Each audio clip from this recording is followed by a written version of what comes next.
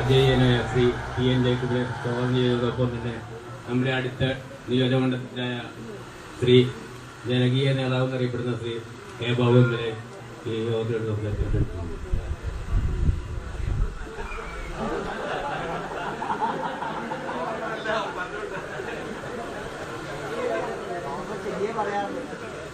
ബഹുമാന്യനായ Shri PN Jacob, Shri Dominic president MLA, നമ്മുടെ സ്ഥാനാർത്ഥി advocate AV Xavier, Shri VV Joshi,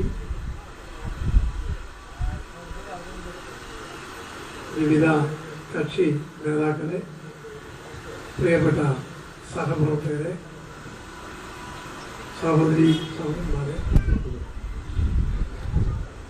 Shri PN Jacob ഇവിടെ വന്നിരിക്കുന്ന സാഹചര്യത്തിൽ കൂടുതലായി പ്രസംഗിക്കാൻ ഞാൻ അവസരം കൊടുക്കുന്നില്ല.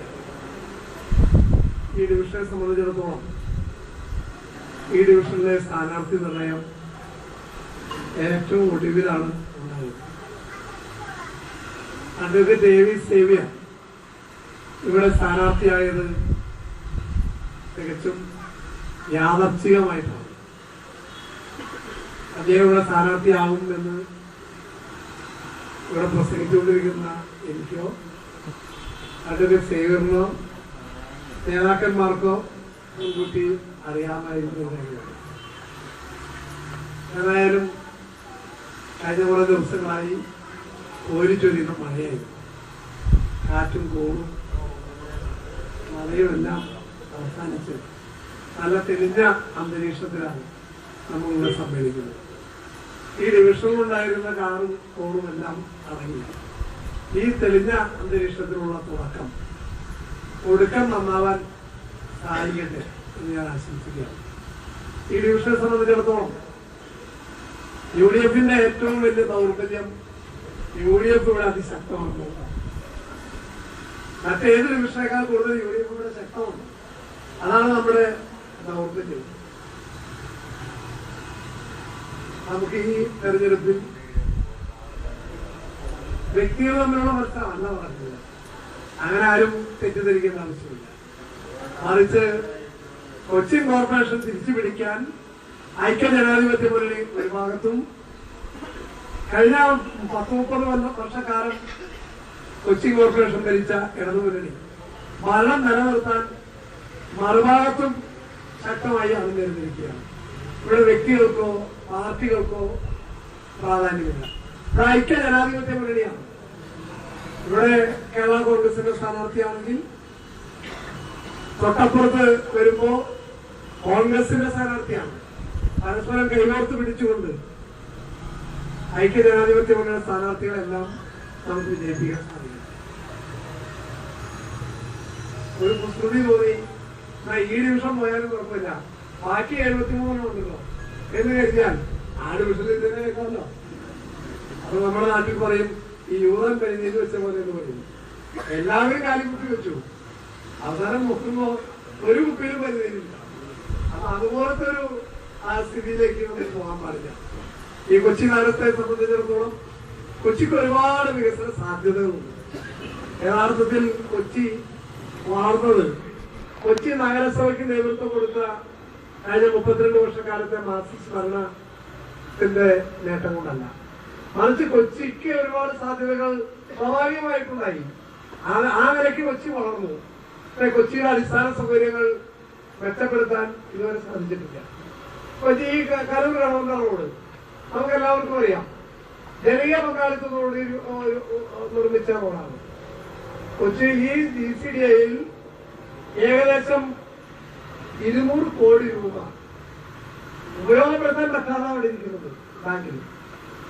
പക്ഷേ കരൂർ കടവന്ത റോഡ് എത്ര വർഷം സഞ്ചാരയോഗ്യമല്ലാതെ നടന്നു. ആ റോഡ് താഴെയിക്കുന്നതിന് വേണ്ടി നാട്ടുകാര് സമരം നടത്തേണ്ടി വന്നു, റോഡ് പിക്കറ്റ് ചെയ്യേണ്ടി വന്നു, ഹർത്താൽ നടത്തേണ്ടി വന്നു, വാഹനങ്ങൾ തടഞ്ഞിടേണ്ടി വന്നു. അപ്പൊ കൊച്ചിൻ കോർപ്പറേഷനിലെ ഒരു അടുത്ത കാലത്ത് ഒരു പുതിയ റോഡുണ്ടായത് GCDA മുൻകൈയെടുത്ത് നിർമ്മിച്ച ഈ കരൂർ കടവന്ത്ര റോഡും ഈ സുഭാഷ് ചന്ദ്രബോസ് റോഡുമാണ്. ഈ റോഡുകളൊന്നും സഞ്ചാരയോഗ്യമാക്കുന്നതിനുള്ള തുടർ നടപടികൾ സ്വീകരിക്കാൻ ബന്ധപ്പെട്ട GCDAയ്ക്കോ കോർപ്പറേഷനോ സാധിക്കുന്നില്ല. അപ്പൊ ചുരുക്കി പറഞ്ഞാൽ കൊച്ചി ഒരുപാട് വലുതായി. പക്ഷെ കൊച്ചിയിലെ ജനങ്ങൾക്ക് അതിനനുസരിച്ച് അടിസ്ഥാന സൗകര്യങ്ങൾ ഒരുക്കി കൊടുക്കാനുള്ള ബാധ്യത കൊച്ചി നഗരസഭയ്ക്കുണ്ട്. കൊച്ചി നഗരസഭ ആ ബാധ്യത നിറവേറ്റുന്നതിൽ അമ്മയെ പരാജയപ്പെട്ടു എന്ന് പറയാൻ സാധിക്കും. ഞാൻ കൂടുതലായി സംസാരിക്കുന്നില്ല. കേരളത്തിൽ തീർച്ചയായിട്ടും ഐക്യജനാധിപത്യ മുന്നണിയുടെ ഗവൺമെന്റ് അധികാരത്തിൽ വരുന്നതിന് വേണ്ടി ജനങ്ങൾ കാത്തിരിക്കുകയാണ്. ആ കേരളത്തിൽ അധികാരത്തിൽ വരുന്ന ഐക്യജനാധിപത്യ മുന്നണിയോടൊപ്പം നിന്നുകൊണ്ട് ഈ കൊച്ചിയുടെ വികസനം ത്വരിതപ്പെടുത്താനും വികസനത്തിനനുസരിച്ചുള്ള അടിസ്ഥാന സൗകര്യങ്ങൾ ഒരുക്കിക്കൊണ്ട് ജനങ്ങൾക്ക് ജീവിക്കാൻ സാധിക്കുന്ന ഒരു അന്തരീക്ഷം സൃഷ്ടിക്കാനും കൊച്ചി നഗരസഭയ്ക്ക് സാധിക്കും. ഇതുവരെ കൊച്ചി നഗരസഭയ്ക്ക് അത് സാധിക്കുന്നില്ല എന്നുള്ളത് എല്ലാവർക്കും ബോധ്യപ്പെട്ട ഒരു കാര്യമാണ്. സഞ്ചരിക്കാൻ പറ്റിയ റോഡുകളില്ല. കൊച്ചി എന്ന് പറയുമ്പോഴേക്കും നമ്മള് കൊച്ചിയിലേക്ക് വരാൻ ഭയപ്പെടും. കാരണം അത്രയേറെ ഗതാഗത കുരുക്കാണ്. അല്ലെങ്കിൽ മുഖ്യമന്ത്രി പറഞ്ഞ പോലെ 10 വണ്ടി പോലീസിന്റെ പൈലറ്റും 10 വണ്ടി പോലീസിന്റെ അകമ്പടിയോടുകൂടി വന്നാൽ കുഴപ്പമില്ല. സാധാരണ ജനങ്ങൾക്ക് കൊച്ചിയിൽ യാത്ര ചെയ്യാൻ സാധിക്കുന്നില്ല. ഒന്നുകിൽ ഗതാഗത കുരുക്ക്, അല്ലെങ്കിൽ കുഴി, അങ്ങനെ വളരെ പ്രയാസകരമായിരിക്കുന്നു. ഇതിനൊരു പരിഹാരമായിട്ടാണ് ഉമ്മൻചാണ്ടി ഗവൺമെന്റ് കാലത്ത് ഇവിടെ കൊച്ചി മെട്രോ റെയിൽ പദ്ധതി വിഭാവന ചെയ്തത്. ആ മെട്രോ റെയിൽ പദ്ധതി ഉമ്മൻചാണ്ടി ഗവൺമെന്റ് കാലത്ത് അതിന്റെ സ്വകാര്യ പങ്കാളിത്തത്തോടുകൂടി നടപ്പാക്കാൻ തീരുമാനിക്കുകയും എക്സ്പ്രഷൻ ഓഫ് ഇൻട്രസ്റ്റ് ക്ഷണിക്കുകയും ചെയ്തു. 4 കമ്പനികൾ സമ്മതപത്രം നൽകി.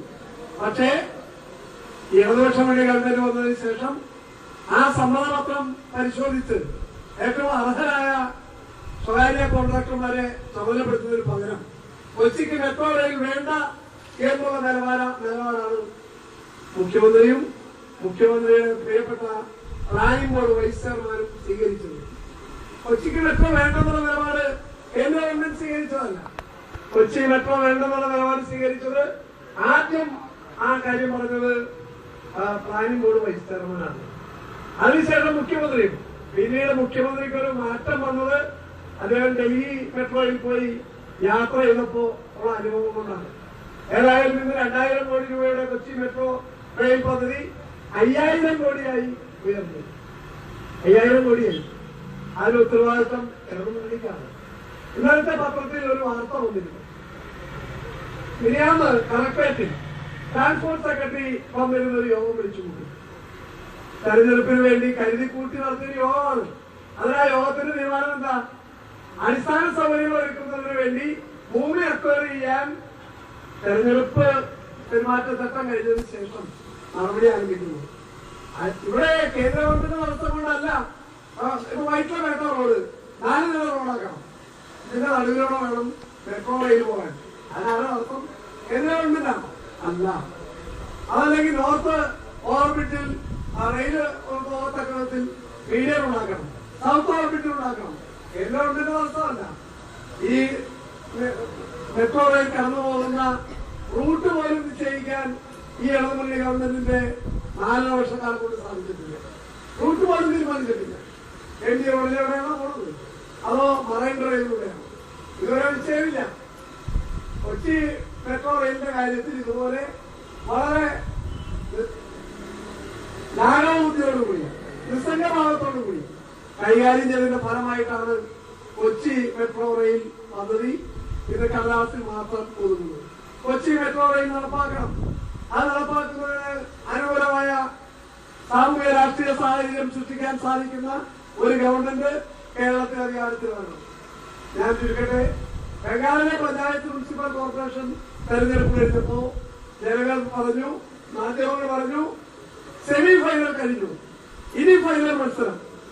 ആസിഫ് പാർട്ടിയുടെ 32 വർഷക്കാലത്തെ ബംഗാളിലെ കുത്തക അവസാനിപ്പിച്ചുകൊണ്ട് ആ ഭരണത്തെ തൂത്തെറിഞ്ഞുകൊണ്ട് കോൺഗ്രസും അതുപോലെ തൃണമൂൽ കോൺഗ്രസും കൂടി ഒരു ഗവൺമെന്റ് അവിടെ അധികാരത്തിൽ വരാൻ വേണ്ടി ജനങ്ങൾ കാത്തിരിക്കുന്നു. അതിന് സെമി ഫൈനൽ കഴിഞ്ഞു. നമ്മളെ സംബന്ധിച്ചിടത്തോളം ഈ 5 വർഷക്കാലം 4 വർഷക്കാലം പൂർത്തിയായി.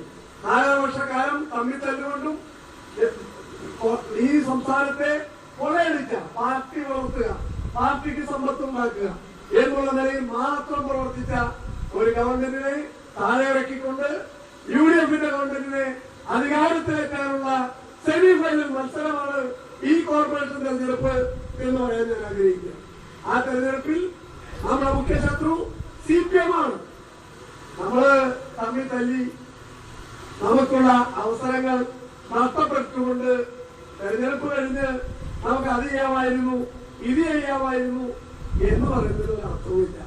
എല്ലാ തെരഞ്ഞെടുപ്പിലും പരാജയപ്പെട്ടവർ ആ നിലയ്ക്ക് വിലയിരുത്താറുണ്ട്. പക്ഷേ പിന്നെ 5 കൊല്ലം കഴിഞ്ഞാൽ തെരഞ്ഞെടുപ്പ് വരും.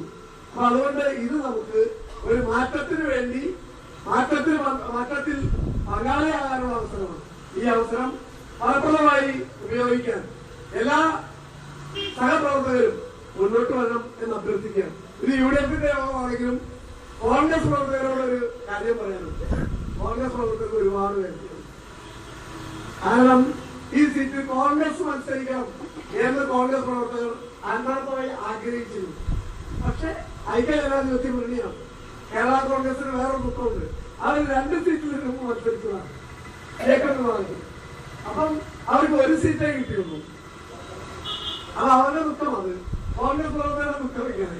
അപ്പൊ നമുക്ക് ദുഃഖിച്ച് പരിഭവങ്ങൾ പറഞ്ഞുകൊണ്ട് യാതൊരു കാര്യമില്ല. നമുക്ക് ഈ കോർപ്പറേഷൻ തിരിച്ചു പിടിക്കണം. അത് തിരിച്ചു പിടിക്കുന്നതിനുള്ള പ്രവർത്തനങ്ങളിൽ ഏർപ്പെടാൻ കോൺഗ്രസ് പ്രവർത്തകർ മുൻകൈ എടുക്കണം എന്നുകൂടി ഈ സന്ദർഭത്തിൽ അഭ്യർത്ഥിച്ചുകൊണ്ട് നമ്മുടെ സേവകർക്ക് ഞാൻ എല്ലാ ഭാവങ്ങളും തരുന്നു. ഞാൻ തമാശക്ക് പറഞ്ഞു. ഏതായാലും ഇതിലുള്ള ഈ ഡിവിഷനുള്ള എല്ലാ റോഡിലൂടെയും കറുത്ത വൈകുന്നേരമായി നടക്കുന്ന ഒരാളാണ് വക്കീല്. അങ്ങനൊരു ഞാൻ പറഞ്ഞത് ഞാനെപ്പോ ഇല്ല പോയാലും വക്കീലിനെ നടക്കുന്നുണ്ടാവും. മഴയായാലും വെയിലായാലും വക്കീലിനെ നടക്കുന്നുണ്ടാവും. ഈ ഉദ്ദേശം ഉണ്ടാകുന്നത് എനിക്കറിഞ്ഞൂടാ. അതെ, ഏതായാലും വക്കീൽ വളരെ ഈ പ്രദേശത്തെ വളരെ സുപരിചിതനാണ്. വക്കീലിന്റെ ജ്യേഷ്ഠ സഹോദരനായിരുന്നു വളരെ കാലം ഈ ഡിവിഷൻ പ്രതികരിച്ചത്.